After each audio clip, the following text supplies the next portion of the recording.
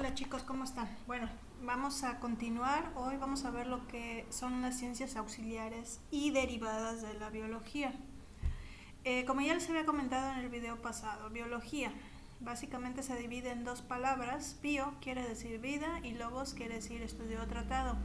Acordémonos que es una ciencia porque se basa en el método científico para recuperar lo que son conocimientos. ¿Qué es lo que estudia la vida? Bueno, muy bien. Antes de empezar lo que es la clase, me gustaría que escribieran estas tres preguntas en su libreta y las tratarán de contestar mientras le dan pausa al video. Las preguntas son: ¿qué es lo que estudia la biología? ¿Qué ciencias son las que ayudan a la biología a la comprensión de todos sus niveles? ¿Y cuáles son las ciencias derivadas de la biología y por qué hay ciencias derivadas de la biología? Una vez que termines de contestar las preguntas, puedes continuar con lo que es el video.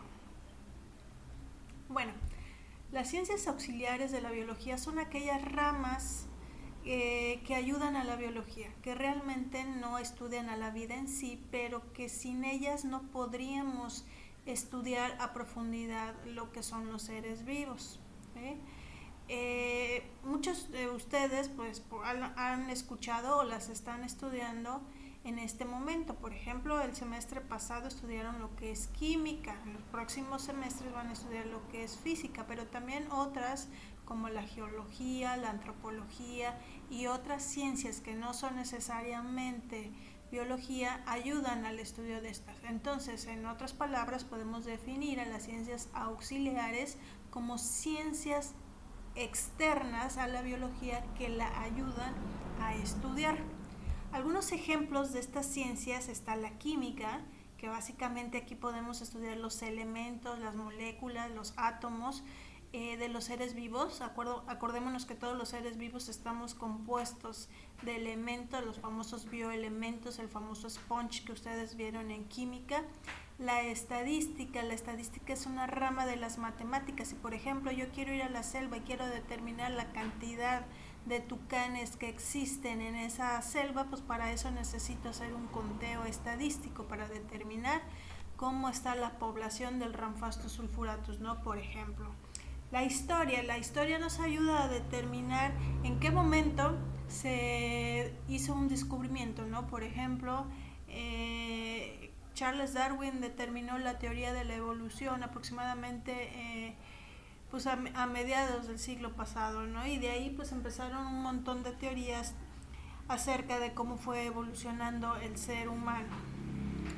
La geografía, bueno, a simple vista podemos observar que todos los lugares pues son diferentes, ¿no? Tienen diferentes, hay lugares que tienen montañas, hay lugares que son como aquí, Cancún, que son planos, diferente tipo de biomas, hay selvas, hay tundras, hay bosques, y pues todo esto, el área en donde estamos, la altitud, la latitud, nos va a determinar el tipo de especies o el tipo de seres vivos que existen en ese lugar.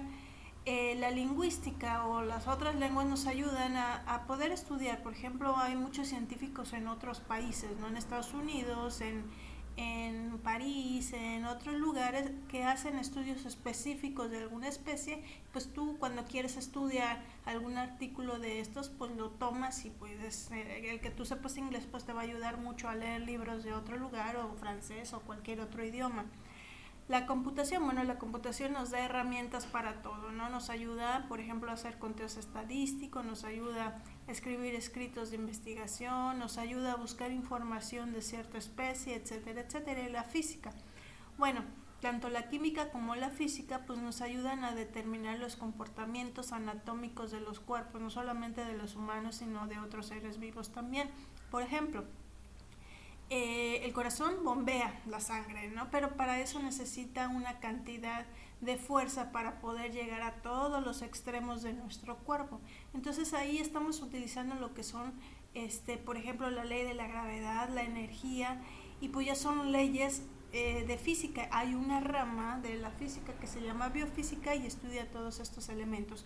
O por ejemplo, cuando tú quieres aventar, ¿no?, una pelota de béisbol y pues necesitas ponerle a tus miofibrillas, que son tus músculos, una cantidad de fuerza para poder hacer que esa pelota llegue al lugar a donde tú quieres. Entonces la física también se aplica en el estudio de los seres vivos. Ahora bien, como habíamos dicho, la biología es una ciencia muy amplia. ¿Por qué? Porque estudia básicamente todo lo que tiene que ver con los seres vivos, pero no solamente eso, sino también su medio ambiente. Entonces, pues, obviamente, solamente si yo quisiera estudiar los insectos, hay miles y miles y miles de insectos, y para que yo pudiera estudiar todos estos insectos y determinar las especies, qué es lo que hacen, para qué sirven, pues no me alcanzaría la vida. Entonces, por eso la biología se divide en otras miniciencias. A estas miniciencias se les conoce como ciencias derivadas. ¿Por qué? Pues porque de la ciencia grande, que es la biología, se hacen ramas o se hacen ciencias más pequeñas de estas. Aquí tengo un pequeño mapa conceptual que hay algunos ejemplos. Por ejemplo, la ictiología es la ciencia que estudia los peces, a todos los peces, desde los mares hasta los lagos, las lagunas, los ríos. Obviamente, pues también te puedes hacer una especialización en cada uno de estos tipos, ¿no?, de peces. La zoología es la ciencia que estudia los animales en general, y esta ciencia a su vez se deriva en varias ramas. También la botánica es la ciencia que estudia las plantas.